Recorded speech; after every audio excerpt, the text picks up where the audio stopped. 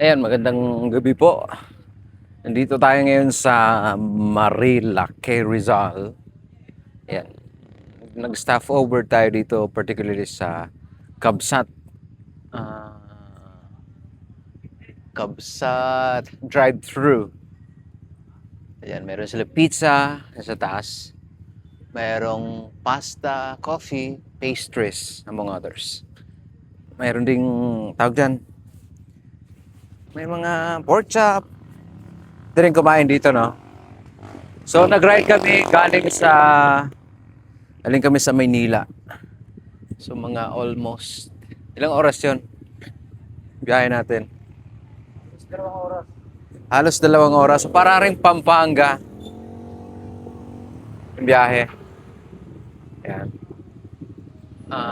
So, ngayon, ano kami, bumili kami ng coffee.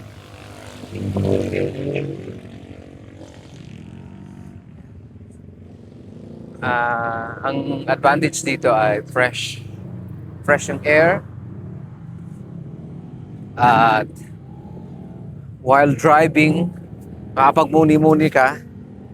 Ayan. Sa yung utang. Ayan. So, if you have time, please visit. You can visit Kabsat drive-thru dito po sa Marilake, Rizal. Along the highway lang siya. Ayan. Ano? So, you can enjoy. Masarap naman yung pagkain nila. Sulit naman yung pagbiyahe namin from Manila. Quezon City pa kami, Muñoz. So, ayun. Ah, maganda paggabi, malamig. Even though siguro pag daytime, malamig pa rin naman yung kanilang lugar kasi maraming puno dito. Of course, meron din silang mga ano dito. Meron silang carrot, blueberry cheesecake. Yeah. My favorite ko yung blueberry cheesecake. Yeah. Mukhang masarap. At mababait yung ano nila dito, yung mga crew. Mababait, very accommodating. Yeah. Yun yung kagandahan sa ganitong business, that you have a very accommodating crew, or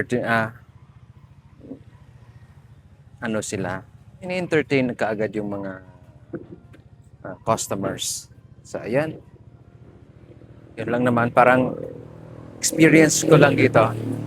Just have to share it with you yung ating experience. So, from Quezon City, almost 2 hours, naka-motor kami.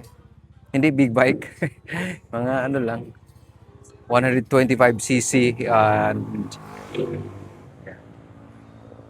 okay. Salamat po.